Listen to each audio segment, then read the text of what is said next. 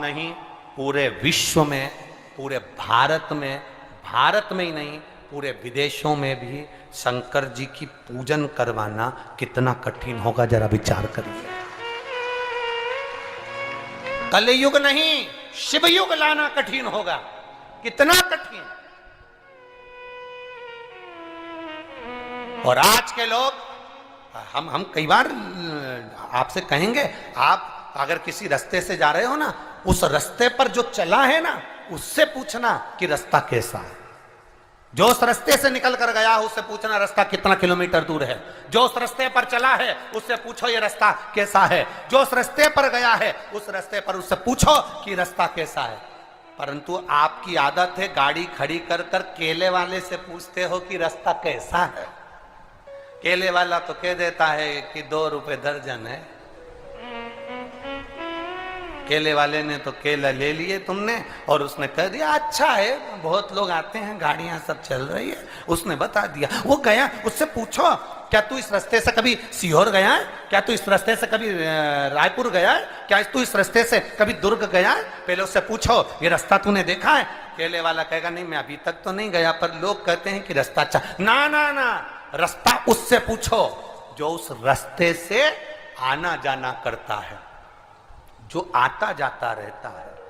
हम आपसे निवेदन करेंगे, आज के जमाने में लोग मोबाइल पर, टीवी पर बैठकर चैनल पर, खुद के यूट्यूब पर दिन भर जो शिव पुराण के महत्व हैं उसको ना बताकर, जो शिव पुराण में हमने बताया कि जल चढ़ाना, कि बेलपत्र चढ़ाना, कि उसका आचमन करना, दुनिया के लोग उसका केवल बैठकर विरोध करते हैं, क्योंकि वो केले का ठेला लेकर बैठे हैं, वो इस पथ पर कभी चले नहीं हैं।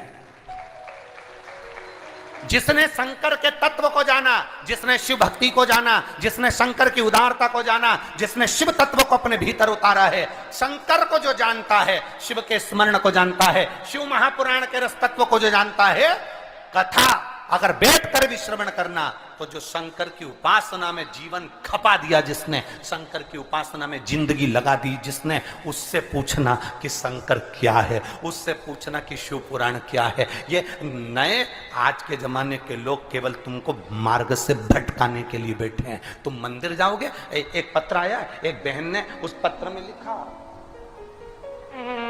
अब देखिए मार्ग भटकाने वाली बात, पत्र में लिखी, पत्तल भेजी थी, भोजन भी भेज देते।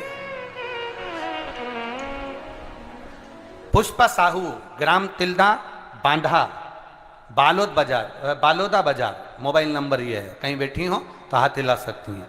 गुरुदेव, मैं आपसे केवल इतना सा पूछना चाहती हूँ, मैंने पहले जो पशुपति व्रत रखा था वो उस मंदिर में रखा था, अब मैं दूसरी जगह चली गई हूँ, तो मेरे साथ की माताएं कह रही हैं कि जिस मंदिर में तुमने पहले व्रत रखा था अगला व्रत भी तुम उसी मंदिर में करो।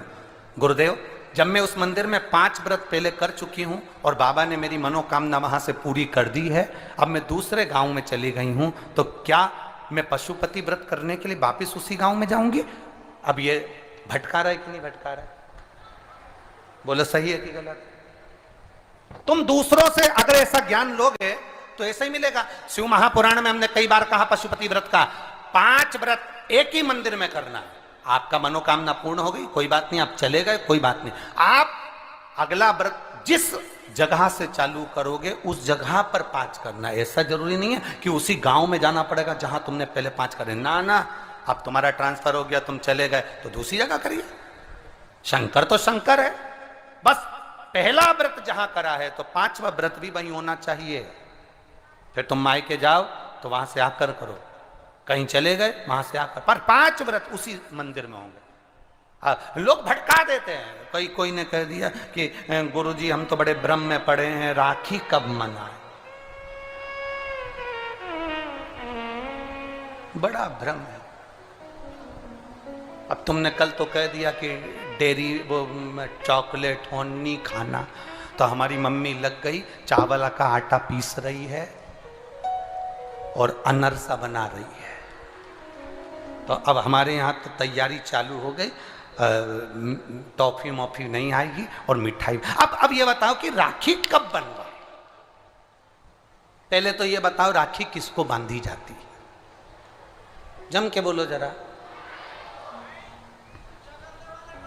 सही बोले तो क्या बोलते हैं वो नाटक में, सही पकड़े, बिल्कुल सही। किसको राखी बांधी जाती है? रक्षा करने वाले को। अब तुम्हारी बहन तुम्हारे साथ चल रही है और तुम्हारी जिंदगी में हर पल वो तुम्हारा साथ दे रही है कि नहीं रक्षा करने वाली? राखी आप अपनी बहन को भी बांध सकते हो।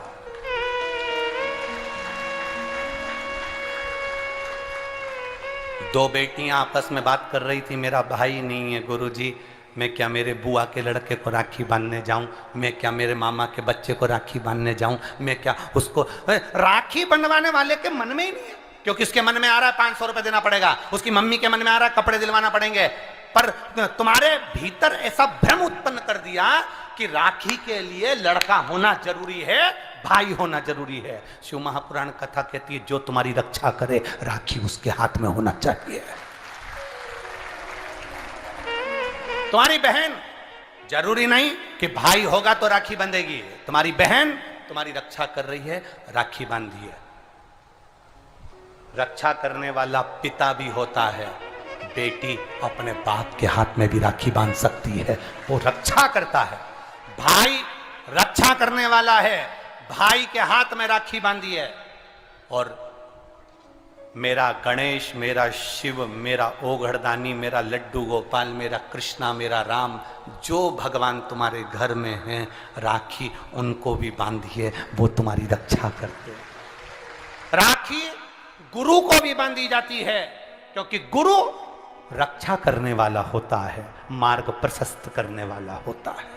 राखी हमारी जिंदगी का एक सुख देने वाली, राखी हमारी, ऐसा नहीं कि केवल मनुष्य को राखी बनती है, आपके गौ माता भी अगर आपके यहाँ है तो गाय भी तो आपकी रक्षा करने वाली है, वो उसकी रक्षा भी हमें करना है और वो हमारी रक्षा करे। जिस वृक्ष को तुमने बड़ा करा, एक पेड़ को तुमने पाला बड़ा करा, उस पेड़ को तुम अपना बनाकर, अपना जानकर वृक्ष को उस लायक तुमने बना दिया कि वो दुनिया की रक्षा करेगा। उस वृक्ष को ऐसा बना दिया कि दुनिया को छाया देगा। उस वृक्ष को ऐसा बना दिया कि यह दुनिया का भरण पोषण करेगा। तो वो वृक्ष भी दुनिया की रक्षा करने वाला है। प्रकृति से प्रेम करो और पेड़ को भी राखी बांध सकते हो, रक्षा करने वाले को राखी, जो तुम्हारी रक्षा करे। एक मां अपनी बेटी की, अपने बच्चों की रक्षा करती है। ये जरूरी नहीं कि तुम, हमारा भाई नहीं है अब हम किसको राखी बांधे, हम किसको भाई बनाएं, हम किसको भाई बनाएं, हम किसको भाई बनाएं। जी जी, ये भाई बनाने के चक्कर में धोखे में मत आ जाना, कहीं एड़े गेड़े नट्ठू खेड़े के राखी मत बांधिया ना, नहीं तो मालूम पड़े वो एक राखी तो बनवाएगा और मालूम पड़े पूरी जिंदगी तेरी बर्बाद कर दे। इसलिए जो घर में है, बहन है, कुटुंब है, परिवार है, उसमें राखी बांधिए। बहुत भ्रम फैला रहे हैं लोग, नाटकों के माध्यम से बहुत भ्रम फैला रहे हैं। कितना सुंदर व्याख्यान। तो राखी कब बांधे हैं? मूल प्रसंग तो छूट ही गया, कब बांधे? अब तुम बोलो। मेरा निवेदन केवल इतना है, 30 तारीख को रात्रि में बड़े आनंद के साथ 9 बजे के बाद आपका मन करे, आप बाबा का स्मरण कर कर, बाबा का नाम लेकर, वैसे तो शिव का नाम ऐसा है कि वो अजर और अमर है। मेरे बाबा का बनाई गई हर घड़ी, हर पल, हर क्षण मेरे बाबा का है। उसका नाम लेकर रात्रि के 9 बजे के बाद आप भगवान की राखी का स्मरण कर कर बांधो, कोई मना नहीं। शिव तत्व को